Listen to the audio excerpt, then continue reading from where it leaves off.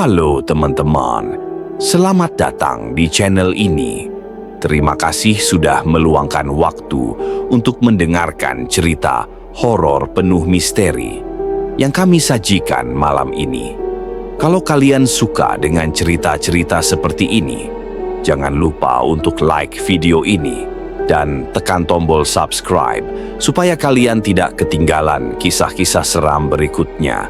Santai saja, duduk yang nyaman, siapkan hati kalian, karena cerita kali ini akan membawa kita masuk ke dalam kegelapan misteri dari Gunung Lawu dan pasar gaib yang katanya benar-benar ada. Di sebuah kota kecil di Jawa Tengah, hiduplah sebuah keluarga sederhana.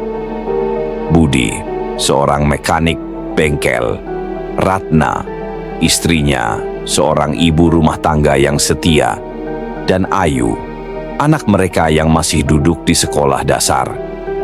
Sekilas, keluarga ini tampak harmonis, tapi di balik tawa Ayu, di balik senyum Ratna, ada beban berat yang menekan. Utang menumpuk, bengkel sepi, rumah hampir disita. Setiap malam, Ratna menangis diam-diam, takut masa depan Ayu terenggut. Dan Budi mulai putus asa. Suatu malam dalam kesepiannya, ia scroll media sosial. Matanya berhenti pada sebuah postingan samar. Pesugihan Gunung Lawu, jalan cepat menuju kekayaan. Awalnya ia mengabaikan, tapi rasa penasaran mengalahkan logika. Budi menulis komentar pendek. Beneran ada. Tak lama, sebuah pesan pribadi masuk dari akun anonim dengan foto profil siluet gelap. Pesan itu seolah tahu isi hatinya. Aku dulu juga susah seperti kamu, tapi sejak ikut ritual di pasar gaib Gunung Lawu, hidupku berubah.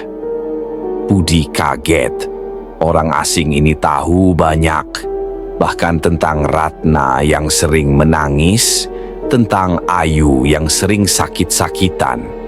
Rasa takut bercampur harapan, dan akhirnya Budi menyerah pada godaan. Akun itu mengajarinya cara, tanggal, sesajen, mantra, hingga syarat pamungkas. Kau harus menyerahkan tubuhmu. Di sana, seorang wanita akan menunggu, cantik, sempurna. Jika kau berani, rezeki akan mengalir tanpa henti. Malam Jumat Kliwon, Budi naik ke lereng Gunung Lawu. Kabut tebal menutup jalan. Suara gamelan Jawa samar terdengar.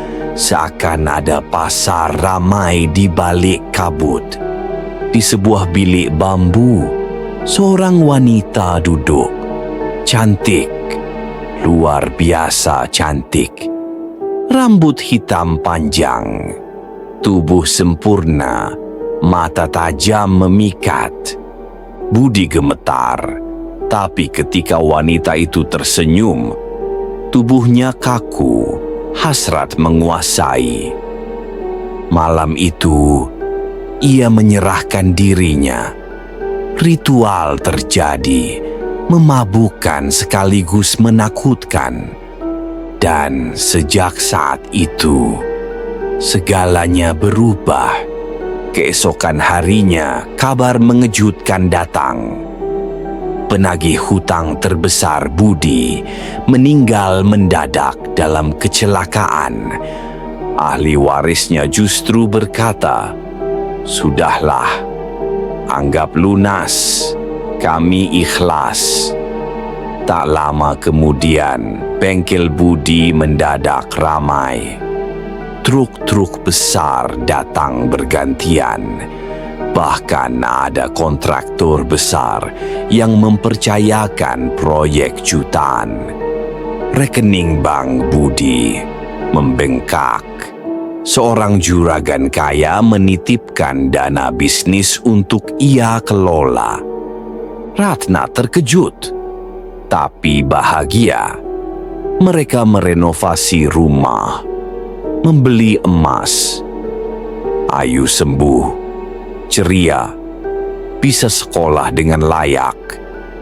Tetangga kagum, keluarga sederhana itu kini seperti juragan. Hidup terasa indah.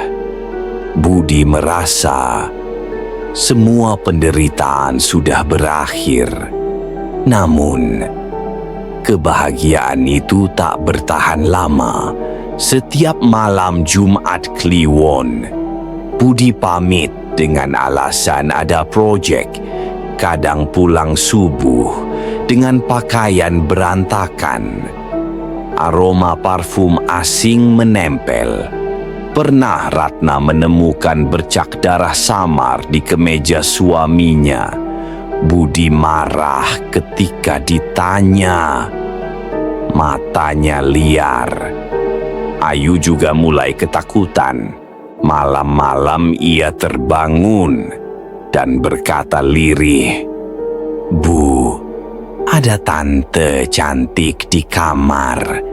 Dia duduk di pojok, senyum-senyum ke ayah." Ratna merinding, tapi Budi mengabaikan semua. Pertengkaran makin sering. Ratna curiga, mengira Budi berselingkuh. "Uang memang banyak, Bud. Tapi apa artinya kalau kau mengkhianati aku?" Budi meledak, memukul meja. Ayu menangis keras. Malam-malam semakin mencekam. Suara gamelan terdengar samar. Bau bunga kenanga memenuhi rumah. Sosok wanita cantik terlihat sekilas di cermin, tersenyum dingin. Hingga suatu malam Jumat Kliwon, Ratna memberanikan diri membuntuti Budi. Dan di ruang tamu, ia melihatnya, Budi, bersama wanita cantik itu. Tubuhnya sempurna, wajahnya mempesona, tapi matanya hitam pekat, kulit pucat kehijauan, gigi panjang meruncing. Wanita itu menoleh pada Ratna dan tersenyum. Ratna berteriak histeris.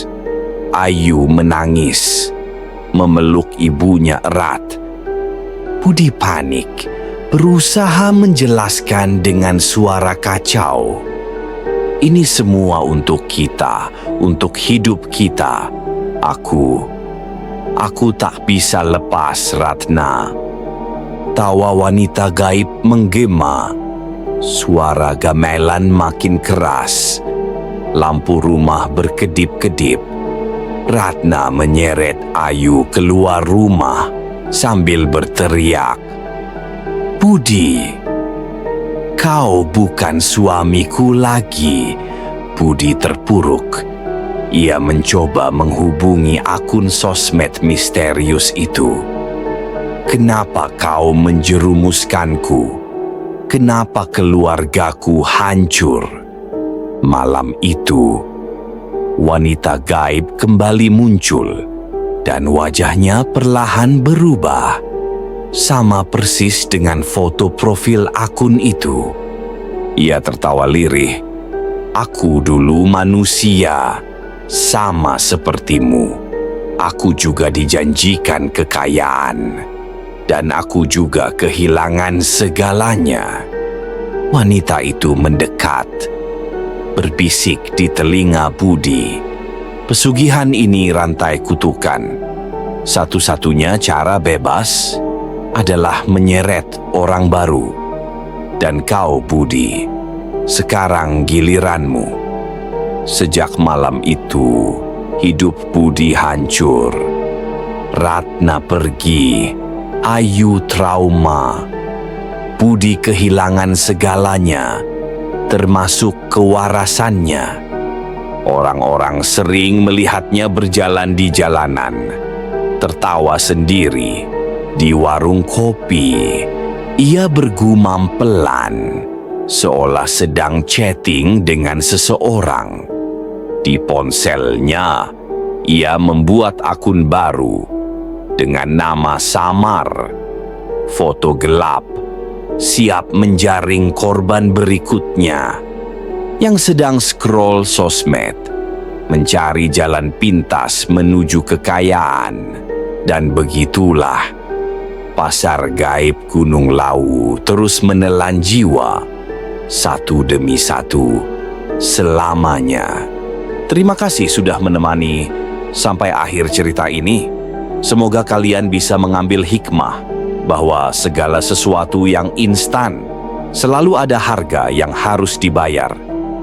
Kalau kalian suka dengan cerita ini, silakan tekan tombol like dan jangan lupa subscribe supaya tidak ketinggalan kisah seram berikutnya. Jangan lupa juga tinggalkan komen kalian dan bagikan cerita ini ke teman-teman kalian. Siapa tahu mereka juga berani mendengarnya. Sampai jumpa di video selanjutnya.